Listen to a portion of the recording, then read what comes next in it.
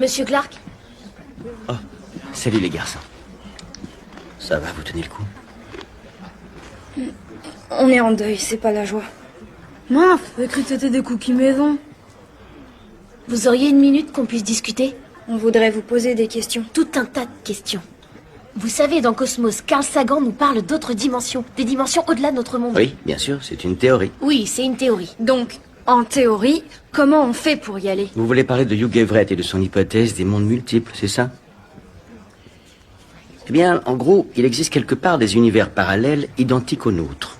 Mais il y en aurait des variations infinies.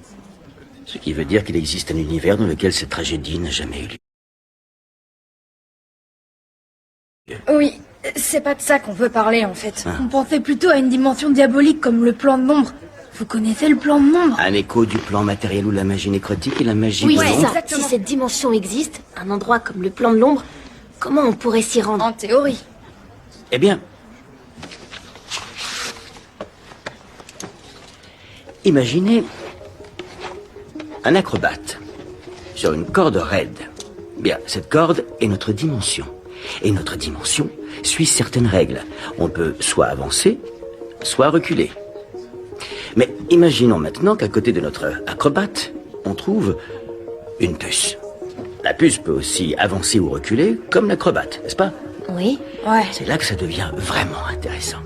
La puce peut aussi aller dans ce sens, le long de la corde. Elle peut même aller sous la corde.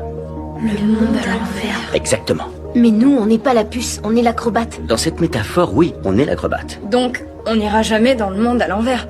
Non. Est-ce qu'il existe un moyen que l'acrobate aille dans le monde à l'envers? Eh bien, en créant une quantité massive d'énergie, plus que les humains sont aujourd'hui capables d'en créer, pour ouvrir une espèce de distorsion dans l'espace-temps. Et ensuite,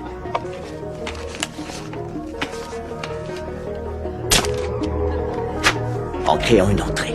Un portail? Oui, un portail. Mais attention, tout ça, c'est... Une théorie. Mais, et si ce portail avait déjà existé? S'il avait existé, je crois qu'on serait au courant. Il aurait perturbé la gravité, le champ magnétique, notre environnement, et même pire, il aurait pu tous nous engloutir.